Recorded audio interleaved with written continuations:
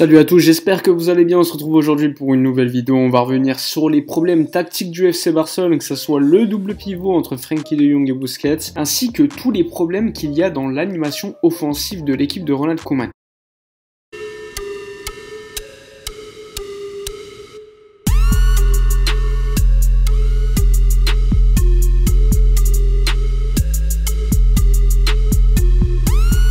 Avant de débuter la vidéo, comme vous avez pu voir dans le titre, c'est une vidéo qui est en collaboration avec un autre youtubeur qui est Franek Foot, que je connais déjà depuis quelques temps désormais, et ça nous tenait à cœur de faire une vidéo ensemble. Aujourd'hui, on a réussi à le faire enfin. J'espère que la vidéo va vous plaire. N'hésitez pas à aller voir tous les réseaux sociaux de Franek ainsi que sa chaîne YouTube qui est dans la description de cette vidéo. Je pense qu'il mérite beaucoup plus de followers, donc n'hésitez pas à aller le suivre. Alors personnellement, je vais vous parler du problème dans l'animation offensive du FC Barcelone Ronald Koeman, et Franek lui va plutôt s'occuper du double pivot ainsi que tous les problèmes qui sont engendrés par ce type de dispositif, le 4-2-3-1. Alors évidemment, il n'y a pas eu encore énormément de matchs sous Ronald Koeman, mais on peut déjà quand même se faire une petite image de l'animation offensive qui a été mise en place, même si évidemment je vais mettre le match contre le Real Madrid de côté parce que l'animation offensive était plutôt différente de ce qu'on avait vu auparavant. Vous pouvez le voir à l'écran, on voyait un Ansu Fati beaucoup plus axial, même si lors des matchs précédents il était déjà assez axial, mais beaucoup moins que lors du match contre le Real Madrid où il était tout seul avancé dans l'axe en essayant de rechercher la profondeur et partir derrière le dos des défenseurs centraux du Real. Néanmoins, lors de ce match, on a quand même vu une chose qu'on voyait déjà plutôt souvent cette année ainsi que les années précédentes. Donc c'est pas forcément un apport de Ronald Koeman, mais on voit une confirmation, c'est l'apport de Jordi Alba sur le côté gauche. Et évidemment, ce qui permet cela, par exemple lors du match contre le Real Madrid, eh bien c'est Philippe Coutinho qui fait un appel dans l'axe qui aspire évidemment le défenseur du Real Madrid qui est censé marquer Jordi Alba, et Jordi Alba évidemment prend profondeur dans le dos de Nacho, et ensuite il y a le but évidemment d'Ansu Fati. Mais ce type d'action, comme je vous l'ai dit, on l'avait déjà vu l'année dernière ou encore même cette saison. Le but encore une fois contre Villarreal d'Ansu Fati, eh bien c'est la même chose avec encore une fois Jordi Alba qui prend profondeur derrière le dos des défenseurs de Villarreal, et ça c'est permis également grâce aux appels vers le retrait qui permet d'ouvrir l'espace, d'attirer les défenseurs dans l'axe. On a également vu cela contre le FC Séville, avec cette fois-ci une passe qui n'est pas arrivée à destination mais qui a permis donc à Coutinho de marquer et d'égaliser à ce moment-là, et cela montre encore une fois l'importance d'un joueur comme Jordi Alba dans un système où vraiment le côté gauche est énormément utilisé de manière offensive. Et hors le match contre le Real Madrid, on a quand même vu les joueurs qui sont censés être ailiers être très axiaux et essayer de partir derrière le dos des défenseurs. En effet, les vrais ailiers en réalité ce sont les latéraux. Vous pouvez le voir à l'écran encore une fois. Lorsqu'on arrive à trouver un attaquant entre les lignes, que ce soit Messi ou encore Coutinho,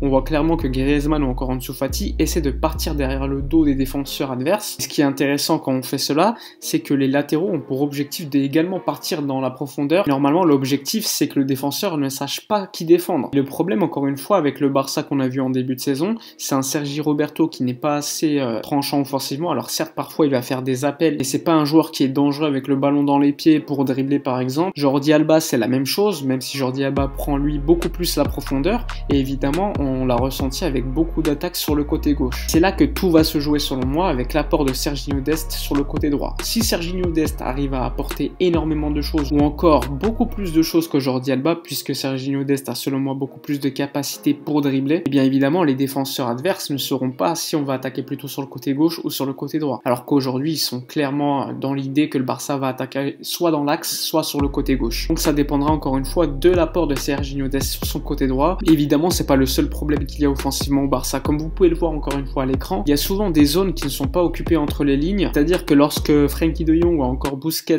ont le ballon, eh bien c'est impossible de trouver un relais entre le milieu de terrain et l'attaque. Parce qu'évidemment Frenkie de Jong il a surtout comme objectif de relancer, puisque souvent c'est lui qui va se mettre à la hauteur de l'anglais ou encore piquer pour relancer le ballon, et Busquets lui il a tendance à rester comme le numéro 6, alors que normalement il devrait apporter autant que ce qu'apporte Frenkie de Jong sur le côté gauche, en tout cas ce qu'il apportait avant le match contre le Real Madrid. On voyait énormément de combinaisons entre Jordi Alba, Ansu Fati ou encore Coutinho et Frenkie de Jong. Encore une fois, sur le côté droit, Sergi Roberto, Busquets, il n'y avait aucune combinaison. Ça peut également se justifier par une présence trop axiale d'un joueur comme Antoine Griezmann. Le problème qui me paraît plutôt évident, c'est qu'on a trop de numéro 10 offensivement. On a quand même Coutinho, Griezmann et Lionel Messi. Trop de joueurs ayant un profil trop similaire. Et évidemment, ça nous porte préjudice. Encore une fois, Lionel Messi, parfois, il est obligé de revenir comme numéro 8, voire numéro 6 pour relancer. Et évidemment, ça entraîne le fait qu'il n'y a plus de joueurs joueur pour s'occuper des deux défenseurs centraux adverses. Et donc Lionel Messi, automatiquement, il en pâtit au niveau des statistiques ou encore de l'apport qu'il a dans le jeu. Parce qu'au niveau de l'animation offensive, à part faire des passes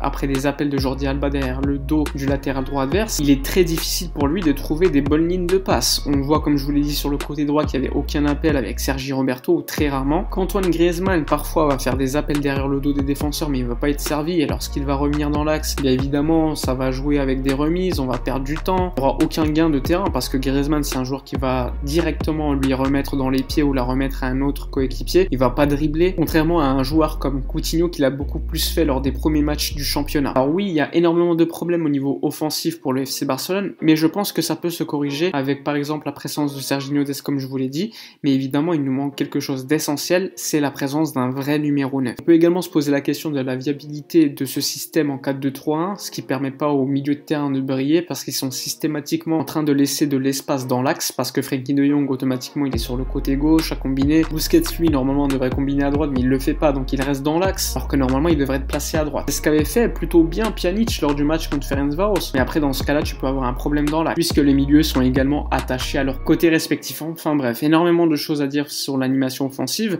Je donne la parole à Franek pour parler du double pivot Frenkie de Jong Busquets ou encore Frenkie de Jong Pjanic, puisque là aussi il y a énormément de choses à dire. Alors du coup, moi je vais vous parler du double pivot Frenkie de Jong Busquets. Voilà, ça fait des semaines que je me tue à dire que ce double pivot ne fonctionne pas, que c'est deux profils qui ne sont pas complémentaires. Alors c'est bien beau de le dire, mais pourquoi ce double pivot ne fonctionne pas? Le problème d'un double pivot, c'est qu'il faut deux profils très complémentaires. En général, on a un pur 6 et un 8, ou alors on a un joueur un peu plus offensif et un autre milieu qui est un peu plus box-to-box. Et le problème aussi, c'est qu'il faut deux joueurs qui ont un gros coffre, qui athlétiquement et physiquement tiennent la route et qui sont capables de faire énormément de courses pour couvrir une partie de terrain plus grande, parce que tu passes d'un milieu à 3 à un milieu à 2 et on sait qu'au FC Barcelone il faut la maîtrise du ballon, il faut que le milieu de terrain du Barça domine le milieu de terrain adverse. Alors quand tu passes d'un milieu à 3 à un milieu à 2, c'est forcément plus compliqué de dominer dans ce secteur et c'est pour ça qu'il faut des joueurs avec une grosse prestance, avec un gros coffre. Et le problème c'est que certes Frenkie de Jong peut le faire, Frenkie de Jong on sait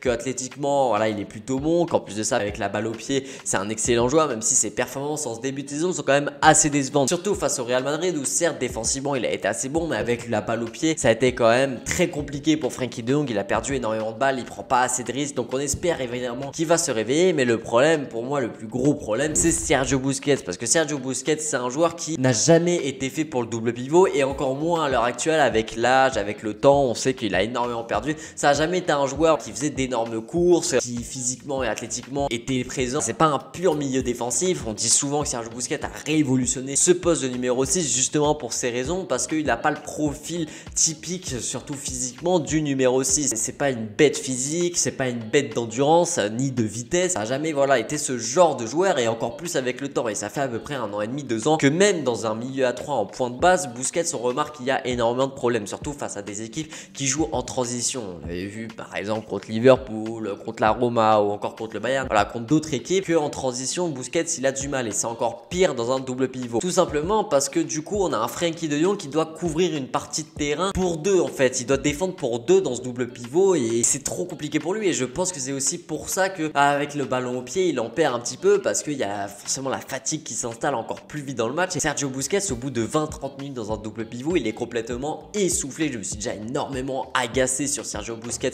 lors de mon débrief de Barça Real, mais il faut voir la vérité en face. Sergio Busquets n'a plus le niveau pour jouer au FC Barcelone, déjà en point de base et encore moins dans un double pivot. Et le pire c'est que ce double pivot Busquets de Jong n'en est pas réellement un. Quand on observe cette carte des passes et du positionnement des joueurs lors du Classico, on observe que Sergio Busquets en fait joue toujours en point de base quasiment, et c'est quand même très dérangeant de voir que dans un double pivot on a toujours un joueur qui est complètement axial, et du coup ça oblige Frenkie de Jong à jouer limite sur un côté. On l'a vu plusieurs fois sur le match face au Real que Frenkie de Jong partait d'un côté, donc du coup ce double pivot n'en est pas réellement un, et ça apporte un autre énorme problème. Ça montre encore plus que ce sont deux profils qui ne sont pas complémentaires, et ça montre encore plus que Busquets ne peut pas jouer dans un double pivot. Mais en même temps c'est logique, tu peux pas demander à un joueur comme Sergio Busquets à 30 ans de se réinventer, de réapprendre à jouer un football qu'il n'a jamais joué. Alors moi le problème c'est que Ronald Koeman, j'ai l'impression qu'avec ce double pivot du coup il ne veut pas avoir la maîtrise du ballon. On l'a vu que le Barça en première mi-temps face au Real Madrid c'est seulement 45% de possession. Alors certes on a eu de bonnes phases offensives dans ce match, mais